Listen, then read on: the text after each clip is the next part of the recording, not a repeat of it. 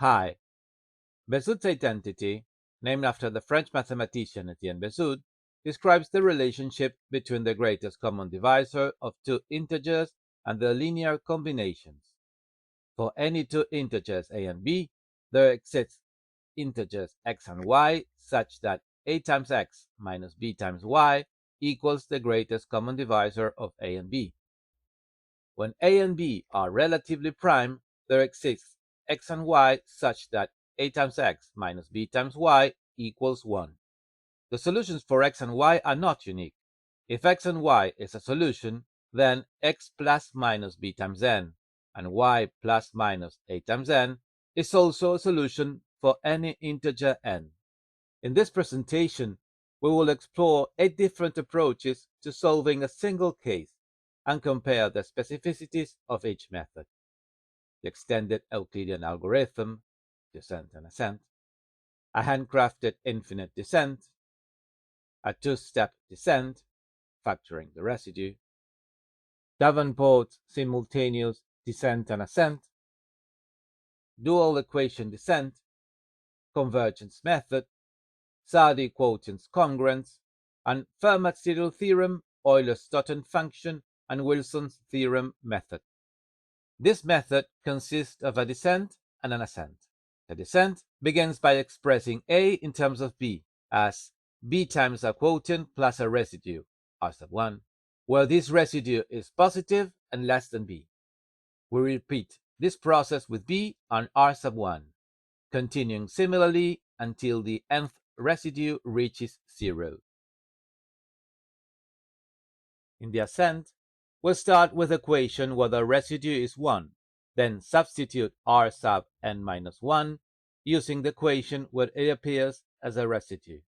After substitution, 1 is expressed as a difference between a multiple of R sub n minus 2 and a multiple of R sub n minus 3.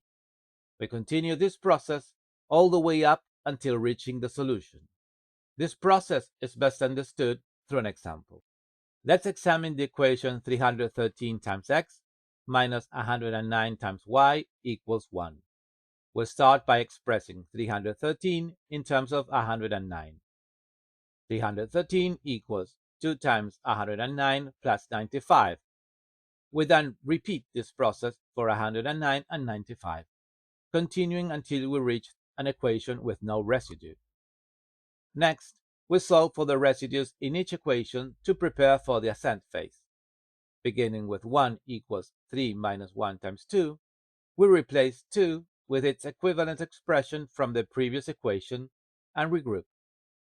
This gave us 1 as the difference between a multiple of 3 and a multiple of 11.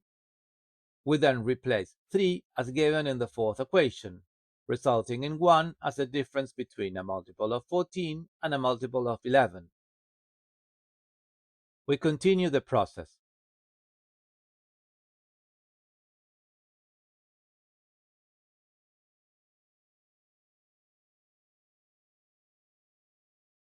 Working back until we reach 109 times 112 minus 313 times 39 equals 1. Finally, by adding and subtracting 109 times 313, we arrive at the desired solution.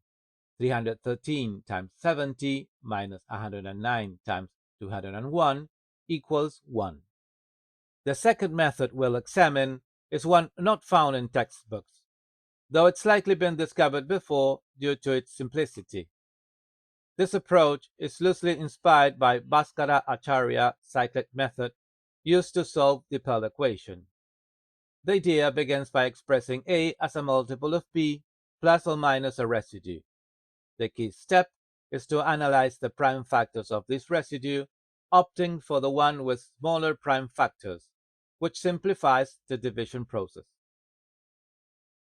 By adding and subtracting a times b times n, where n is an integer, and then regrouping, we observe that if a prime factor r sub I divides 1 plus b times n, it must also divide q plus a times n. This allows us to reduce the problem's magnitude, leading to another Bézout-like equation, r sub I times n minus b times n equals 1. We then repeat this process, expressing b as a multiple of r sub I plus or minus a residue, again choosing the residue with the smaller prime factors t sub I. By adding and subtracting b times r sub I times u, where u is an integer, we seek an appropriate u that makes division by t sub I feasible. This leads us to yet another smaller Bézout-like equation, initiating an infinite descent. However, this descent may converge rather quickly, as we'll see in the following example. Let's continue with the equation 313 times x minus 109 times y equals 1 to compare methods. This time, we express 313 as a multiple of 109 plus a residue of either 95 or minus 14. Alternatively, we could use a combination of multiples of 313 and 109 to obtain a residue of 81. This method involves some trial and error, hence the name a handcrafted infinite descent, where we test initial combinations of u and v in the equation 313 times u minus 109 times v equals w, to find an integer w with the smallest prime factors, simplifying subsequent division. We'll first try residue minus 14, which has prime factors 2 and 7. By adding and subtracting 313 times 109 times n and regrouping, we observe that if 7 divides 109 times n minus 1, it must also divide 313 times n minus 3. This leads us to a smaller Bézout-like equation, 109 times n minus 7 times m equals 1. So we need to restart the process, expressing 109 as a multiple of 7 plus or minus a residue. The expression 109 equals 15 times 7 plus 4 works well, since division by 4 is straightforward. By adding and subtracting 109 times 7 times m and regrouping, we find that 4 divides all 3 terms for a suitable m. It's obvious that 4 divides 7m plus 1 when m equals 1, giving us 109 times 2 minus 7 times 31 equals 1. Substituting n equals 2 in the previous equation, we find 313 times 31 minus 109 times 89 equals 2. The final step is straightforward.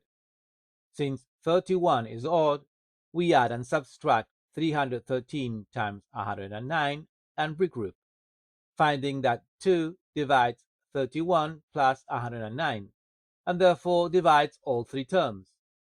Ultimately, we find the solution. 313 times 70 minus 109 times 201 equals 1. Note that despite the detailed explanation, the actual computational steps involved are relatively few.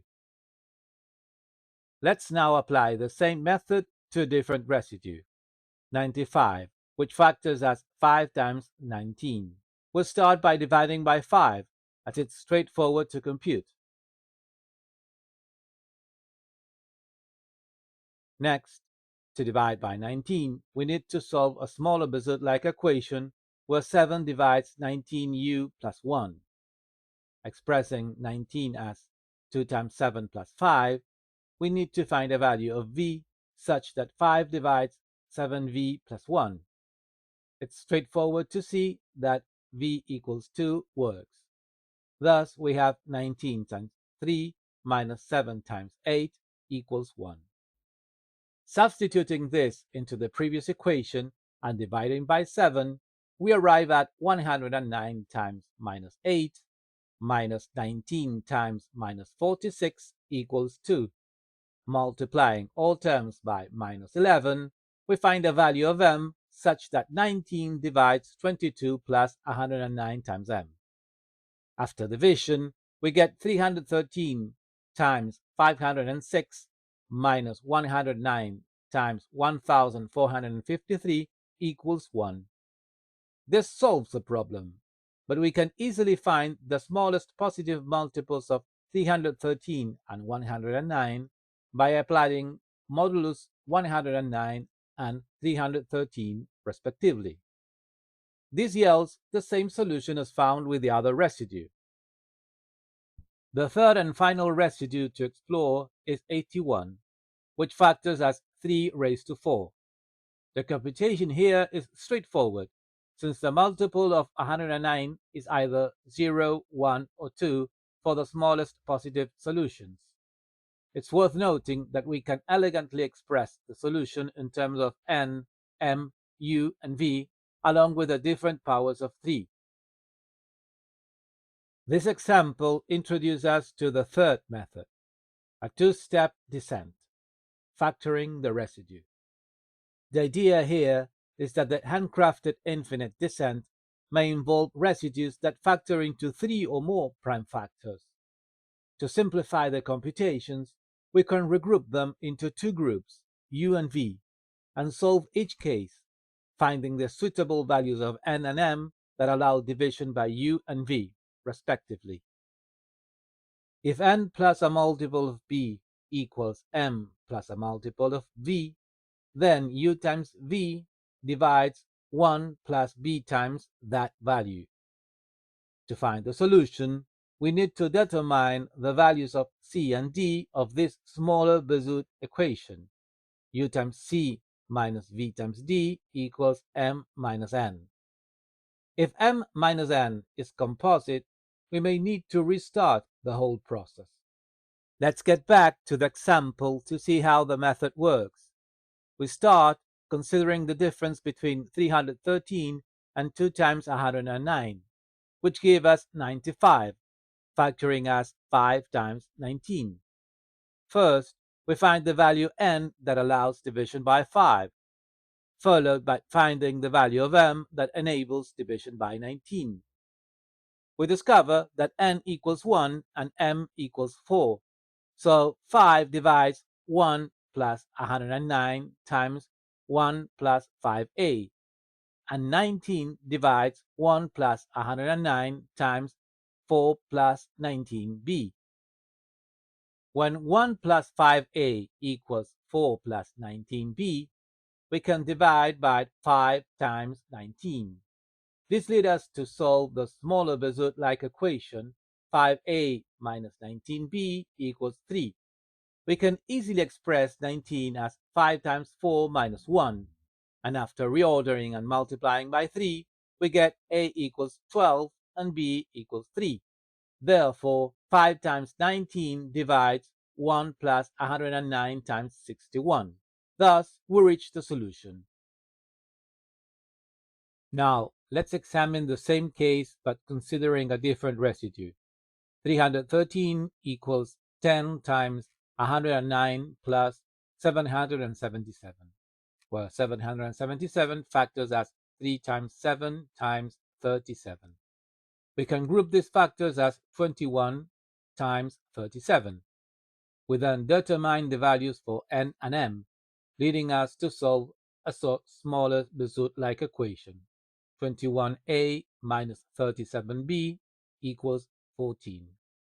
Following the same procedure, we arrive at the desired solution.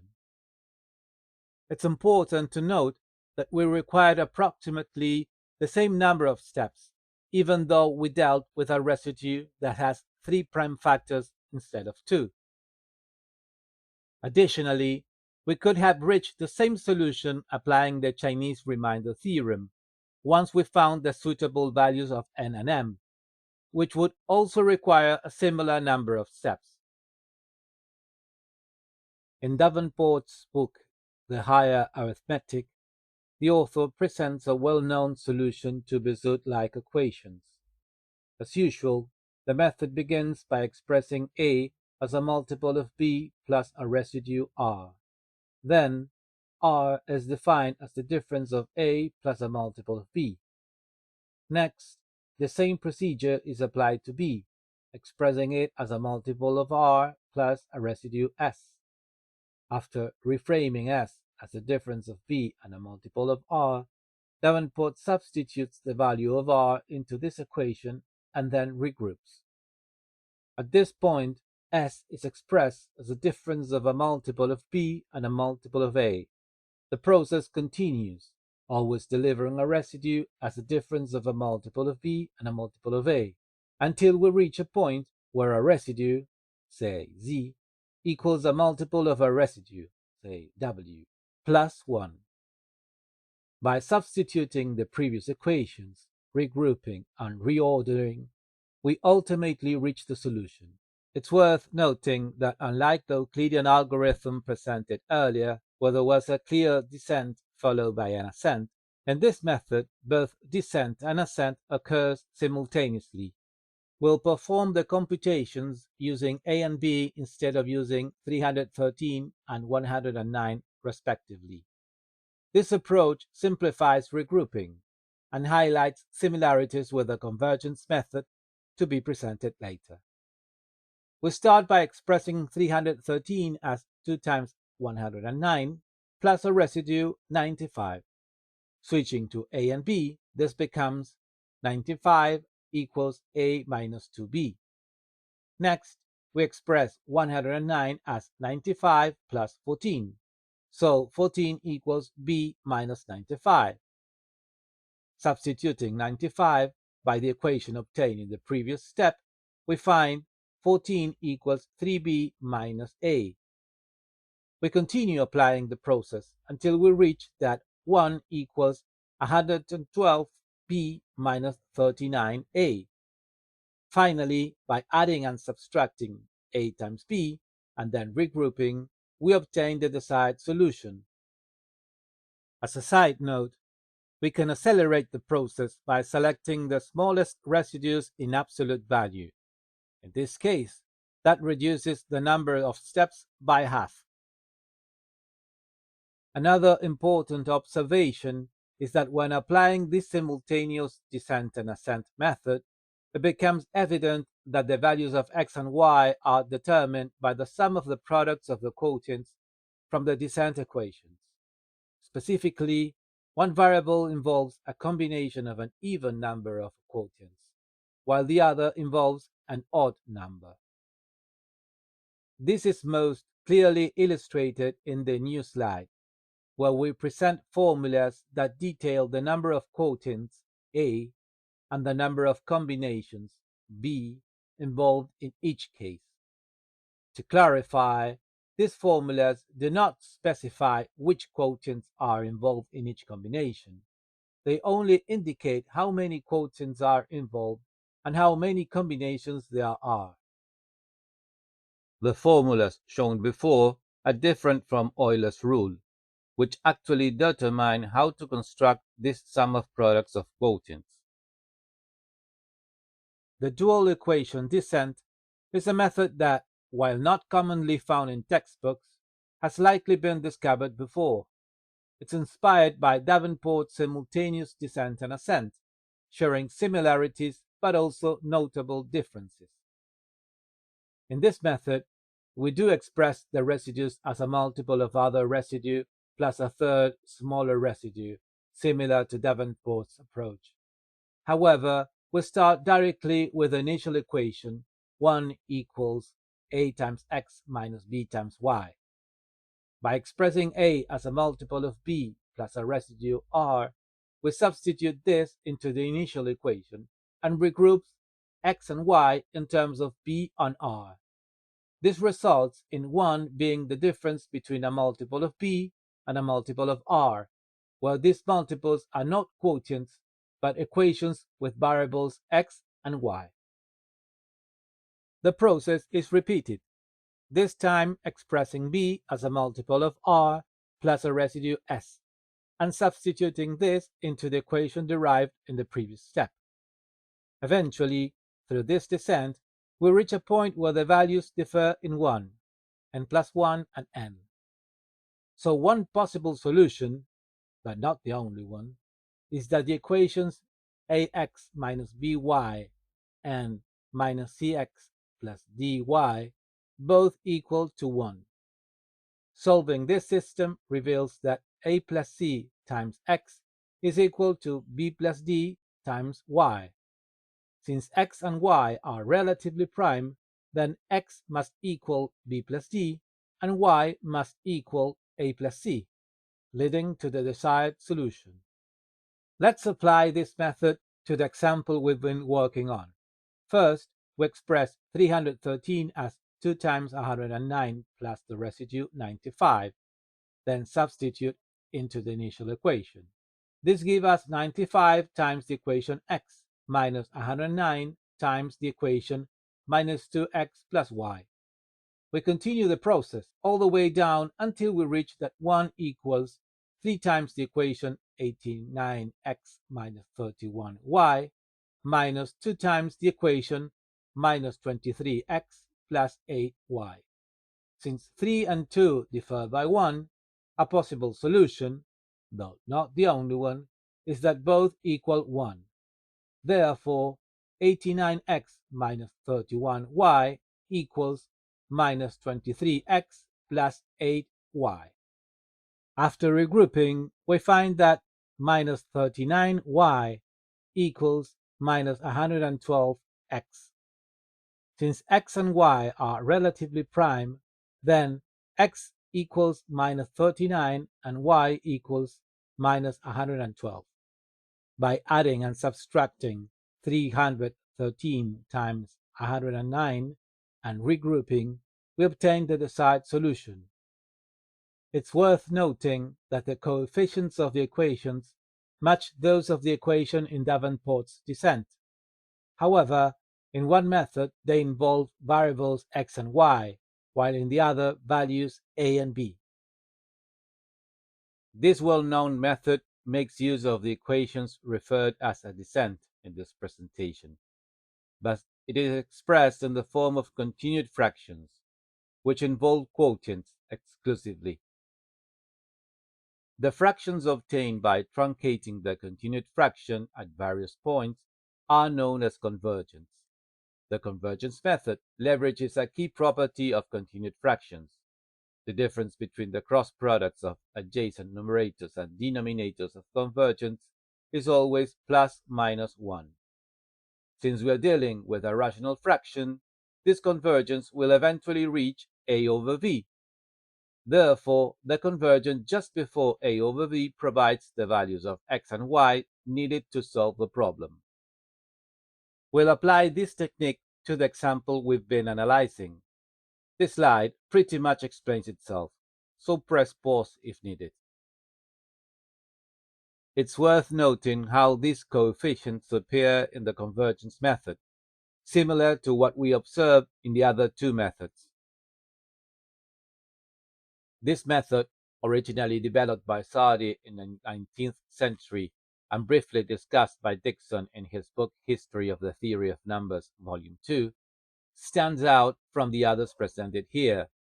While it was initially designed for prime modulus, a simple modification allows it to be applied to composite moduli, which we will explore later.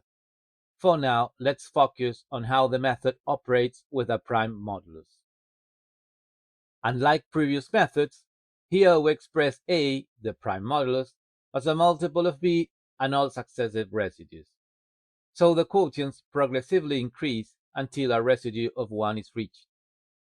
We begin with a congruence b times y is congruent to minus 1 modulo a.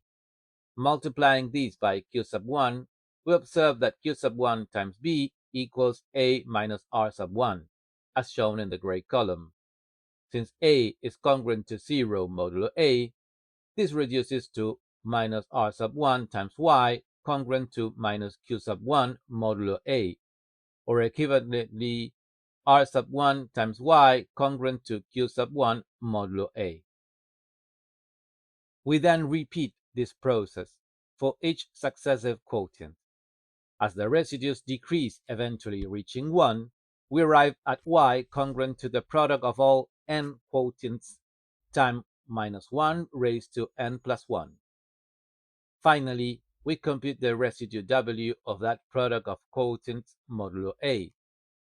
So when multiplying by b, we get b times y congruent to b times w times minus 1 raised to n plus 1, which is congruent to minus 1 as stated in the initial equation. At this point, we have found a difference between a multiple of a and a multiple of b that equals 1. If n is even, we need to adjust adding and subtracting a times b and regrouping to reach the desired solution. Let's solve the example 313x minus 109y equals 1. Here, 313 is a prime modulus. We'll start by expressing 313 as a multiple of 109 plus a residue 95, and then as a multiple of 95 plus a residue 28, and so on, and continue this process until we reach a residue 1. Next, we multiply the initial congruence 109 times y, congruent to minus 1 modulo 313, by the first quotient, which is 2. Since we know that 2 times 109 equals 313 minus 95, and 313 is congruent to 0 modulo 313, this reduces to minus 95 times y congruent to minus 2, or equivalently 95 times y congruent to 2 modulo 313. We repeat this process for each successive quotient, 3, 11, 62, and 104. As the residues decrease, eventually reaching 1, we arrive at 1 congruent 2 times 3 times 11 times 62 times 104. With n being 5, we got that minus 1 raised to 5 plus 1, that's equal to 1. The product of the quotients modulo 313 give us 201. Multiplying by 109, we get 109 times y congruent to 109 times 201, which is congruent to minus 1 as stated in the initial equation. Thus, we solve for y equals 201, and using the equation 313 times x minus 109 times y equals 1, we find the value of x equals 70.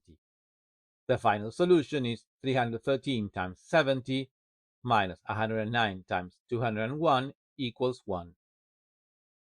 Now, let's see a case with composite moduli 305, which factors as 61 times 5. To simplify, we define variable w equals 5 times x, transforming the equation into 61 times w minus 109 times y equals 1. Well, we can now work with the prime modulus 61. When expressing 61 as a multiple of 109 plus a residue, we encounter a negative residue, minus 48. However, the rest of the computations proceed just as in the previous example.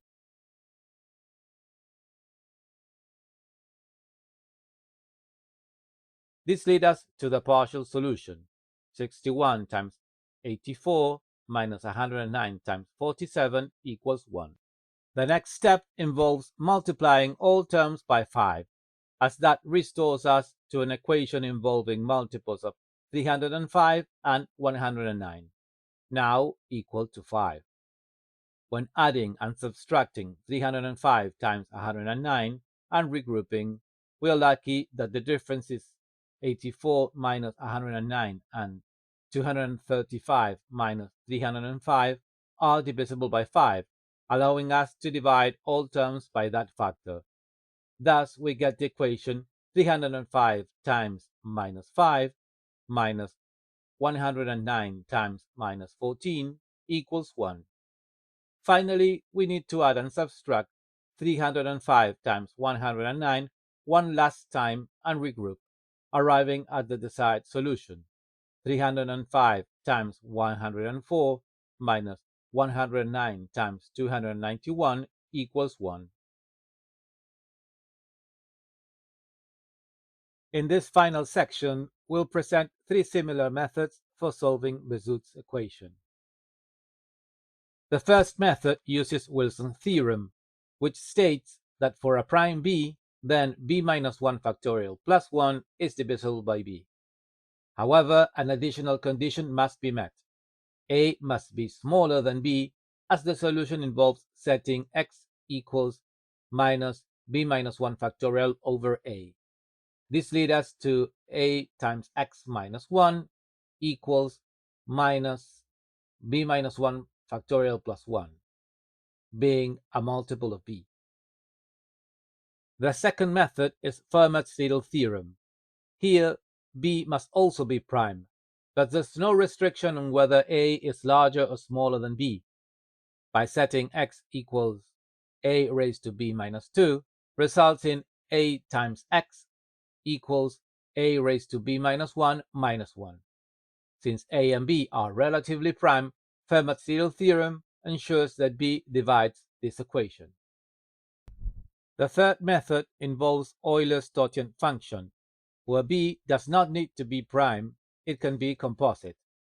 Setting x equals a raised to totient of b minus 1 results in a times x equals a raised to totient b minus 1. And by Euler's totient theorem, b divides this expression. Let's now see how these methods apply to examples. We'll illustrate Wilson's theorem method by solving the equation 73x minus 109y equals 1. This method can be applied because 109 is prime and 73 is smaller than 109. Setting x equals minus 109 minus 1 factorial over 73, this results in 73 times x equals minus 108 factorial plus 1, which is why Wilson's theorem is divisible by 109. We then compute the residue of minus 108 factorial over 73 modulo 109, which is 3, and solve for y, as 73 times 3 minus 1 over 109 equals 2. Thus, the solution is 73 times 3 minus 109 times 2 equals 1. Next, we'll apply Fermat's little theorem method to solve the equation 313x minus 109y equals 1. Since 109 is prime, this method can be used by setting x equals 313 raised to 109 minus 2. This gave us 313 times x equals 313 raised to 109 minus 1 minus 1, thus divisible by 109. The congruence 313 raised to 109 minus 2 modulo 109 simplifies to 70. Thus, y equals 313 times 70 minus 1 over 109 equals 201. The solution is 313 times 70 minus 109 times 201 equals 1. Finally, we'll apply Euler's totient function to solve the equation 313x minus 105y equals 1. Since 105 is composite, which factors to 3 times 5 times 7, we apply the method by setting x equals 313 raised to totient of 105 minus 1, resulting in 313 times x equals 313 raised to totient function of 105 minus 1. Euler's totient theorem ensures 105 divides this expression. We find that 313 raised to totient of 105 minus 1 is congruent to 52 modulus 105, and solve for y equals 313 times 52 minus 1 over 105 equals 155. Thus, the solution is 313 times 52 minus 105 times 155 equals 1. It's important to note that while these three methods are elegant, they involve very large numbers, which can present computational challenges. In this presentation, we explored 8 methods for solving Bézout's equation. First, the extended Euclidean algorithm, a classical approach widely taught that involves both descent and ascent. Second, presented a handcrafted infinite descent that simplifies the problem by using the prime factors of the residue for division, potentially halving the number of computations when fewer and smaller prime factors are present. Third, introduce a two-step descent, an extension of the previous method that addresses residues with multiple prime factors by grouping them and applying an alternative approach to the Chinese remainder theorem. Fourth, we reviewed Davenport's method, which offers a faster solution than the extended Euclidean algorithm by using simultaneous descent and ascent. We also developed formulas to calculate the number of linear combinations of the involved quotients. Fifth, develop a dual equation descent, which anchors in known values from the initial equation to perform the descent while using equations in x and y as variables. Sixth, the convergence method, that leverages a key property of convergence to reach the solution efficiently. We then highlighted that the last three methods share same coefficients. Seventh, we bring to light Sardi quotients congruence, which cleverly uses a distinct set of quotients and residues. We then improve the method, adding a solution when dealing with composite numbers. Lastly, we reviewed three related methods that utilize the properties of Wilson's theorem, Fermat's Little theorem, and Euler's totem function. That's all, folks. Thanks for watching. If you enjoyed this content, don't forget to give it a thumbs up, leave a comment with your thoughts and questions, and share it with anyone who might find it valuable. If you haven't already, consider subscribing to my channel for more elementary number theory content. Stay tuned for future videos by hitting that notification bell so you never miss out. Your support means a lot.